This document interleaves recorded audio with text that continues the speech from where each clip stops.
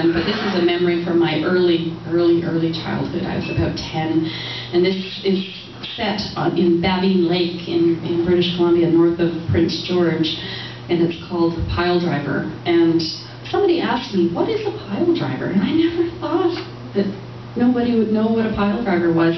Anybody who was around downtown Charlottetown this past summer, especially the ones down around Peaks where the boats are, or the corner of Water and King where we are, you would know what a pile driver is. That's the thing that goes boom, boom, boom, putting those huge pilings down in front of the new convention center. And it just shakes. It shook our windows all summer long. So that's what a pile driver is. This was out in the middle of the lake where they were building some kind of a wharf. I can't remember. It's one of those memories. Pile driver. High on your throne in the river, waters part. Pile driver pounds. Cross-country pilgrim to the land of promise with 3 kids under 5, the wife, green 57 Chev. Go west, Canadian cowboy, your dreams in the pages of Louis L'Amour. Levers rhyme, gears grind, dead weight, pounds. Crying, Mom screams, now what will we do? No check.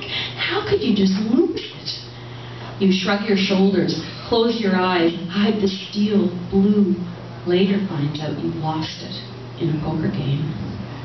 Up before dawn, home after dark, 10 and 12 and 21-hour days. You come home, have your supper, a beer, then another, few words, then bed. The trailer rocks to your beat. We watch as you slave, fat overtime checks and barmaids drive you to shovels, backhoes, and cranes. 5,000 work hours in 1 year alone. A fine operator, the best. Hell of a guy. I see you, rounded back, hunched, bottle on the breakfast table. Your fist comes down, and we run.